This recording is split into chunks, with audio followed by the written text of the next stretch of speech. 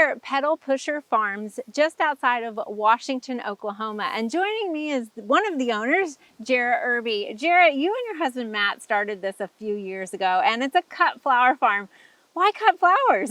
Yeah, well, thanks for coming. Yeah, my husband and I, we really love flowers. And as a forester and him as soil scientist, we decided back in 2017 to quit mowing this area. You didn't have enough flowers in your life. We needed more flowers. So we started putting flowers in the ground out here. So we grow on a little less than an acre, and we grow pretty much year round from spring to summer and then into the fall. So we're standing in our summer annual field right now with these beautiful giant African marigolds. They are beautiful and very long stems, perfect for cut flowers. Perfect. So there's so much to talk about, and you kind of mentioned you go year round. Yes. And being a cut flower, I would suspect succession planting is important. 100%, yeah. So we usually start seeds in the spring for our summer cut annuals, but then we also plant all the way up until probably July 1st for the fall. Okay. And then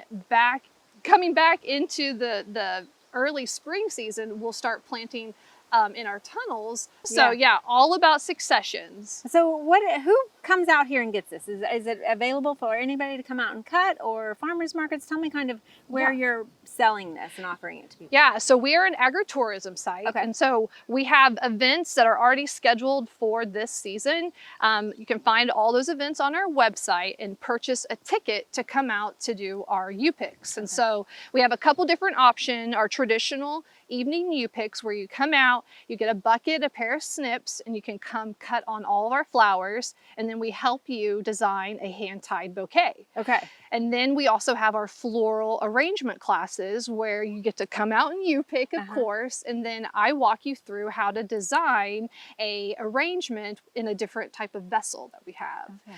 And then our other event is called our date night event, which is really fun. We partner with our friends at OKC Graze.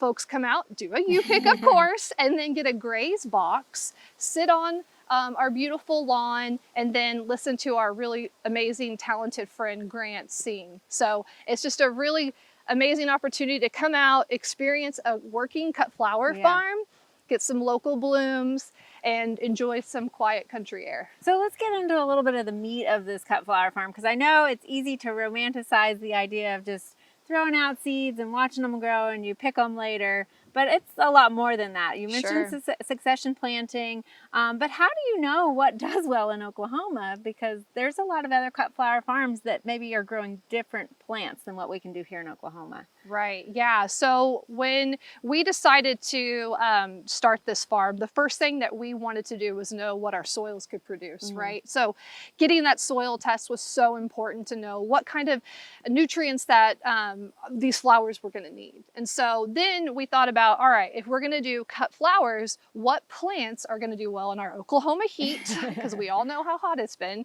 and then what plants are we going to use that will give us the most bang for our buck? So we like branching plants, things that you can cut and then it'll shoot out 2 new stems for multiple blooms throughout the season. So actually when your visitors come and cut, they're actually doing you a service in a sense, exactly. Creating more flower buds. Right. So we've got some traditional zinnias, marigolds. Let's talk about some of the others that you have. Status, like I wouldn't have thought of status growing in Oklahoma. Oh yeah, we grow status, multiple colors of status, and we love status, especially because we can cut it, and then if we don't use it in an arrangement or we don't sell it on a wholesale order, we can save it and we can dry it and use it for a dried bouquet, or even during our winter months we do reef classes.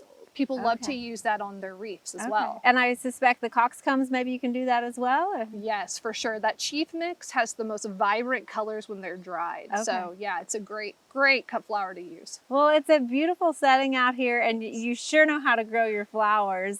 What would you say to somebody who, has thought about maybe dabbling in this a little bit? Do you have any advice for somebody? Yeah, I would say you have to invest in your education. I mean, like you mentioned, it is just a beautiful place, but there's a lot of work behind it. You know, we're members of the Association of Specialty Cut Flower Growers. They are a great resource to use whenever you have questions. They provide a lot of webinars on how to grow cut flowers. And then there's tons of books out there that you can really dive into to learn proper post-harvesting techniques. A lot, especially the zinnias too, they have to be harvested at a certain time. And so you have to know all those things. And these resources will show you and teach you how to do that. Okay, all right. And I would imagine pest control might be a thing that you have to deal with too, right? Sure, yeah. You've got some chickens running around. I Yeah. think they're taking some of those insects away. But... We do. We love our chickens, especially for those grasshoppers this time of year, and they love them too. But we try to also use very little chemical. If we do use chemical, it's mostly an organic, biological that we're spraying, because we want these flowers to be as beautiful as they are. Well, Jeri, it looks like your plants are doing quite well, and you've got a good crop coming this fall as well. Thank you so much for sharing this with us. Thanks for coming out. Thanks. We hope you enjoyed this video as part of our Oklahoma Gardening YouTube channel. You can also find even more videos on the OK Gardening Classics YouTube channel. And join us on social media for great gardening tips, photos, and discussion.